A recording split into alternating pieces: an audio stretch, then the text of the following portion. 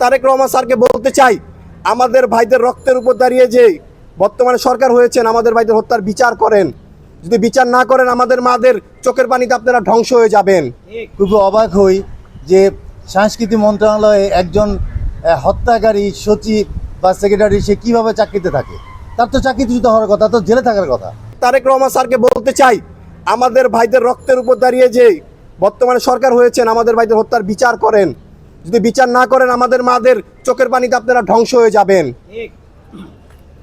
যত দ্রুত সম্ভব আমাদের ভাইদের হত্যার বিচার নিশ্চিত করেন। যত দ্রুত সম্ভব আমাদের ভাইদের যেই স্মৃতিগুলো নিয়ে যে জাদুঘর হয়েছে, সেই জাদুঘরটা উন্মুক্ত করেন। যত দ্রুত সম্ভব ফ্যাসিস্টদের দোসরদেরকে আপনাদের যে সরকারি দপ্তর, প্রত্যেকটা দপ্তরে যা আছে তাদেরকে চাকরি থেকে বহিষ্কার করুন এবং আইনের আওতায় আনেন। যারা আমাদের ভাইদের হত্যার সাথে জড়িত আছে তাদেরকে আইনের আওতায় এনে বিচার করেন। যদি বিচার নিশ্চিত করতে না পারেন, তাহলে বললামই তো, আমাদের মাদের চোখের পানিতে আপনি ধ্বংস হয়ে যাবেন, আপনারা ধ্বংস হয়ে যাবেন। আমার ভাইয়েরা আছে আমার পাশে, যারা আজকে এই জুলাই যোদ্ধারা জীবন দিছে, তাদের সবার প্রতি আমি আমার রুহের মাগফিরাত কামনা করি এবং তাদের সকলের প্রতি আমার কৃতজ্ঞতা জানাই। তারা আমাদেরকে মুক্তি দিছে 5ই আগস্ট। আজকে যদি 5ই আগস্ট তারা রক্ত না দিত, আজও ফ্যাসিস্ট থাকতো। আর আজকে যারা ক্ষমতায় আছে তারাও এক একজন বিদেশে থাকতো, অথবা কেউ জেলে থাকতো, কেউ ধান খেতে থাকতো। ভুলে গেলে চলবে না যে এই শহীদদের প্রতি আমাদের কৃতজ্ঞ থাকতে হবে আজীবন। যতদিন বাংলাদেশ থাকবে ততদিন জুলাই যোদ্ধাদের কথা স্মরণ করতে হবে, তাদের কৃতজ্ঞতা জানাতে হবে। তবেই একটা জাতি যখন কৃতজ্ঞ হয়, তবেই একটা জাতির উন্নত হয়। অকৃতজ্ঞ জাতি কখনো উন্নত হতে পারে না। আজকে আমার ভাইয়েরা পাশে আছে, শহীদ যেই ভাইরা আছে তারা, তার পরিবার পাশে আছে। আমার শহীদ ভাই রানা ভাইয়ের মাও পাশে আছেন।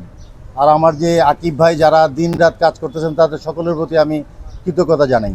আমি শুধু এতটুকু বলবো যে খুবই অবাক হই যে সংস্কৃতি মন্ত্রণালয়ে একজন হত্যাকারী সচিব বা সেক্রেটারি সে কীভাবে চাকরিতে থাকে। তার তো চাকরিচ্যুত হওয়ার কথা, তো জেলে থাকার কথা।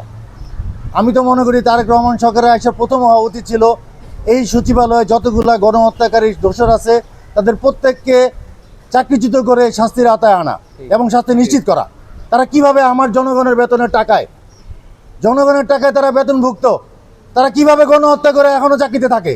যত দ্রুত সম্ভব আমাদের ভাইদের যেই স্মৃতিগুলো নিয়ে যে জাদুঘর হয়েছে, সেই জাদুঘরটা উন্মুক্ত করেন। যত দ্রুত সম্ভব ফ্যাসিস্টদের দোসরদেরকে আপনাদের যে সরকারি দপ্তর, প্রত্যেকটা দপ্তরে যা আছে তাদেরকে চাকরি থেকে বহিষ্কার করুন এবং আইনের আওতায় আনেন। যারা আমাদের ভাইদের হত্যার সাথে জড়িত আছে তাদেরকে আইনের আওতায় এনে বিচার করেন। যদি বিচার নিশ্চিত করতে না পারেন, তাহলে বললামই তো, আমাদের মাদের চোখের পানিতে আপনি ধ্বংস হয়ে যাবেন, আপনারা ধ্বংস হয়ে যাবেন।